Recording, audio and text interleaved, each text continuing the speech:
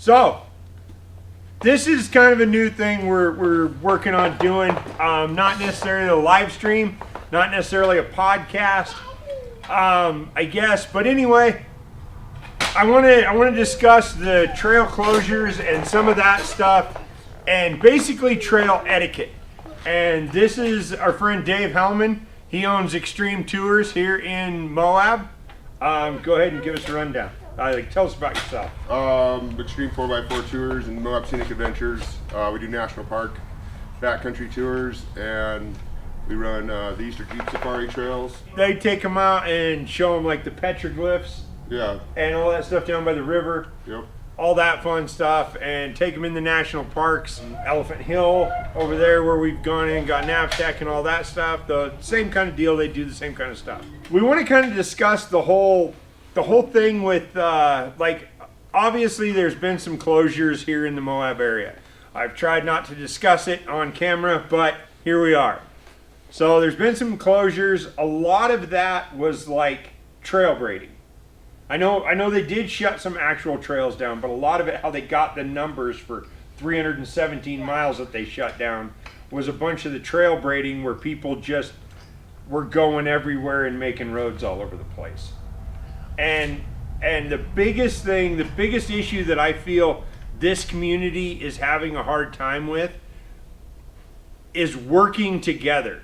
Like there's the side-by-sides and the Jeepers and even the mountain bikers and hikers and all that. They come after us for the motorized recreation, but it's super funny because they shut down all those areas, and now you have the guys in the Sprinter vans showing up with their mountain bikes and wanting to go out and bike these areas that they used to. Now they can't get to them. You now have to hike 10 miles to get to the trail you wanted to ride because they shut it all down. And some people are going, oh, well, you know, when I was petitioning this, I didn't know it was going to affect me. The people that want to close it down are working together very well because they have a set goal. They want to shut it down. The groups that want to keep it open are too busy fighting with each other on who's responsible for the trail damage. We're all responsible for it. Go, go, go, go. Whoa, whoa! I'm sorry. You can just go down and buy a super capable vehicle, be that a Jeep, be that a side-by-side, whatever. You can buy a really capable rig and just go out and run it. And now you got this huge influx of people that don't understand the restrictions and the reasoning behind it. The one that just drives me crazy is when you're like, well, stay on the trail, don't do this, or you post something about it, and people go, well, you don't have to stay on the trail in Sand Hollow. Well, it's an open ride area. Then go to Sand Hollow. That's a zoned area that's specifically open for open rides. Yeah. Same thing with Glamis and other areas that are open ride. And we have two open ride areas here, right, which are very small, but they are open ride. Well, and Moab used to be an open ride. Until we get more than Sand Hollow gets. Exactly. So we had such an influx that people just started doing whatever. So it's like, hey, we've got to contain this. And as much as I hate defenses as anybody else, I mean, you have to cater to the 1%. You got to figure there is 1% of a group that's stupid. Idiots. However you want to say that. Well, they're reckless. Yeah. They're just being dumb. Right here, in the rock. And it has been run over. And then there's painted no route. So when you have a small group and 1%, that's 2 or 3 bad apples. Yep. As the sport grows, we have to be more diligent about making sure that we're cleaning things up. We're packing out more trash than we're packing in. Saturday and Sunday morning on Hell's Revenge. Yeah. Beer cans, because the people that run at night, they're throwing them out, and you know, our first tour in the morning, we're out there picking up beer cans on Saturday and Sunday morning. It seems like. Yeah. I don't like restrictions. I don't like a lot of that stuff, and I grew up here, so I mean, there's a lot of trails and obstacles that I seen as a kid growing up that I was super excited to do, and now I don't get that chance. But that doesn't mean I just cut down the fence and go over there and do it because it's my land. No, it's not. It is. It's public land, but that means it has to be used responsibly. Otherwise, regulations will get set in place. I was reading, so the biggest fight we're having is with SUA. Yes. And I actually, because I was up last night and couldn't sleep and was trying to think of something for a video, so I read their mission statement. And it's a little ridiculous. It's over the top. But it has the underline, like you read it and you're like, hey, okay, they're making some sense here. Yeah, we got to keep that down. But then they're like, no, we got to restrict it to nobody. And I love how their thing kept quoting science, but no specific science. There was no actual, like, hey, this, and, well, science says, and it's like, wait, what? In 2021, the science changed every other day. Yeah, So. but it's like, what science? You're not quoting anything that says, this shows that this happens based off of this study. It's just like, science shows. It's like, wait a minute. Yeah. The biggest thing is we have to police ourselves, or else the government steps in and shuts it all down or polices it for us. Yeah. I know I don't say this in my videos, but I cannot stress this enough. I hope this one gets out there. Please share, comment, whatever you got to do to make this get out there so people see it. The biggest complaint is the noise.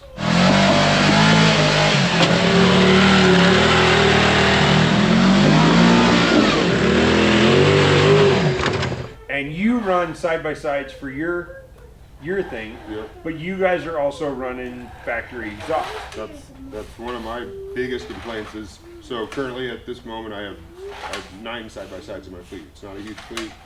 With the 9 machines, when I'm sitting downtown eating lunch and I see somebody and it's very obvious that they're not from around here and they're driving down Main Street with an aftermarket exhaust that I guarantee says not street for race use only. Yeah. It bothers me, and I own machines in this town, and that one of my biggest pet peeves is that and the red and blue lit up whips that they're driving around all the time and playing their music at 11, 12 o'clock coming out of Hell's Revenge through the neighborhoods. And then going, why is everybody picking on us? That's the 1% right there, because the other 1,000 vehicles or 100 vehicles that go up to Hell's Revenge every day, Yeah. 99 of them aren't bumping music and have lit whips and driving back through town like that. And that's the biggest thing is, like, you can classify it as dune exhaust. A lot of machines, a lot of side-by-sides are designed to go to the dunes and rip around. So you can cram a super loud exhaust on there, and you want every little bit of horsepower because you're only dealing with 90 horsepower. So if you can get a 10% increase, you're doing good. Yeah. So I get that, but out here you don't need horsepower. You don't. You let the traction on the rocks do the job, but just so if you want to build your machine to go rip around the dunes, then you want to bring it here. Keep your factory exhaust. Yep. Throw it on for the weekend and come here, or trailer your rig. Trailer to the trailhead. Trailer your rig. You trailered it here. Trailer to the trailhead. Yeah, and this is all coming from somebody that runs big block Chevys in all of their trucks. Yeah. I have loud vehicles, but I don't race up and down the street and being as loud as I possibly can. Try to be respectful in the neighborhoods you're in.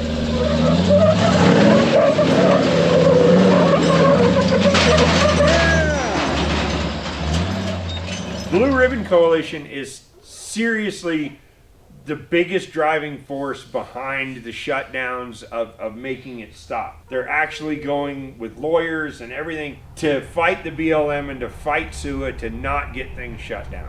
This is our backyard and it affects all of us. I mean, if they shut down all side-by-sides for being used for anything, then that's going to take a huge hit in your business. Oh, yeah. If they shut trails down, then that's going to restrict access you can go to. And no people, I'm not recovering people. So it all comes together. I never realized it till my buggy broke that night out on Hells. And I rode with you. With the radiator? Yeah. No, it was the Pittman arm. That Pittman arm snapped. Yep. And I rode with you out the next morning to go fix it. Yep. And that was my first time seeing someone that had never seen this, because we were in your tour rig and there was a bunch of people in there, and we headed over that first fin, and they're just losing their mind on the first fin, and then we get in there, and they're just, this is insane, crazy, and this is so beautiful, and all this, and I was kind of like, oh yeah. Remember, that's I mean, this is really beautiful. You get numb to it being here long enough. Yeah, I mean, it was just Moab. It was just, I was going back to see my grandparents for the summer. It was just, yeah, it's home. Home, yeah. It was never a big thing, and like, so it's taking care of it, and not just with the whole attitude of, well, I do this back home.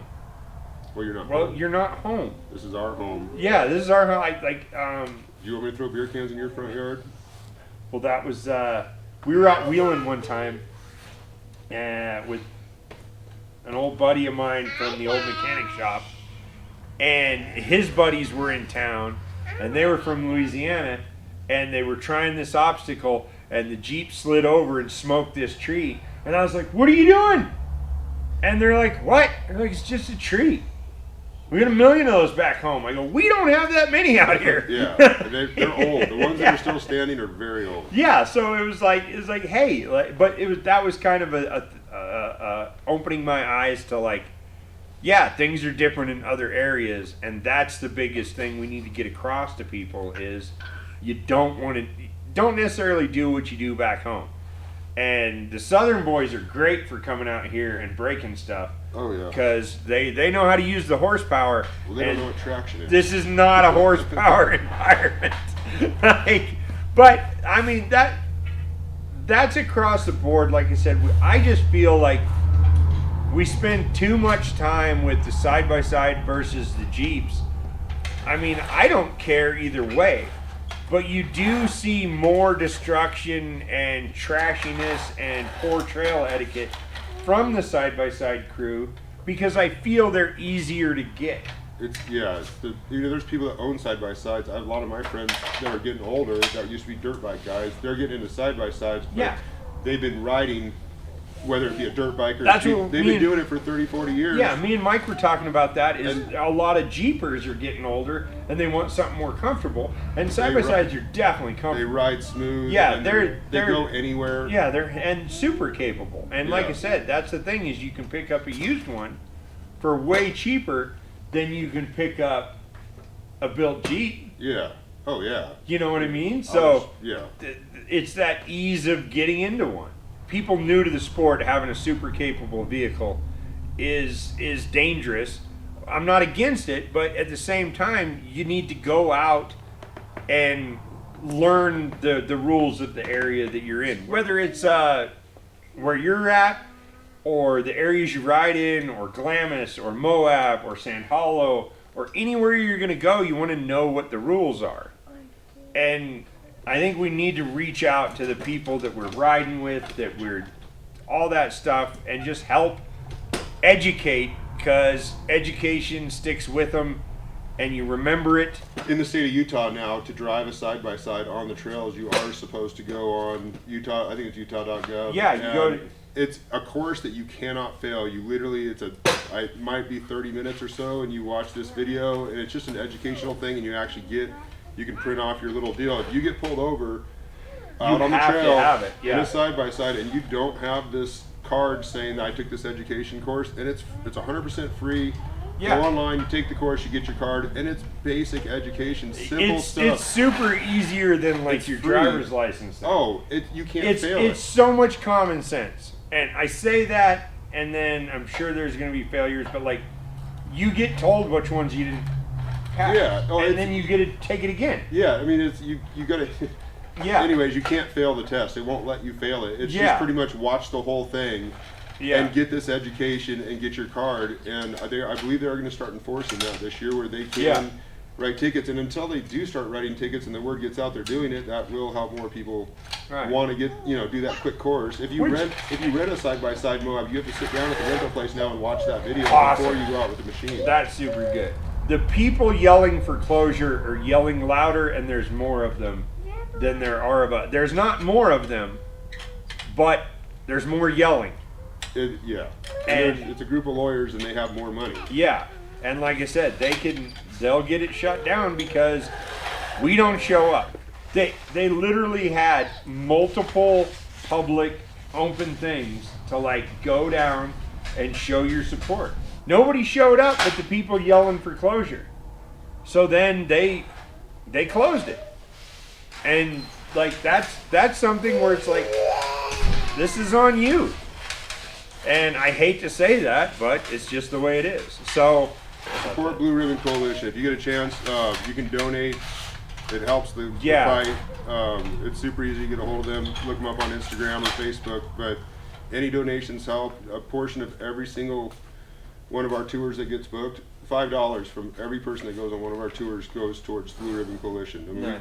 I don't really talk about it, but we donate thousands That's every awesome. year to that. And the amount of money they're spending on lawyers on both sides, if they Right. took that same amount of money and put it towards trail law enforcement, trail education, having people at the trailheads on big weekends, and they do have a new thing in town, and forgive me for getting the name of it, but it's a new Grand County entity, and they're just setting up a booth.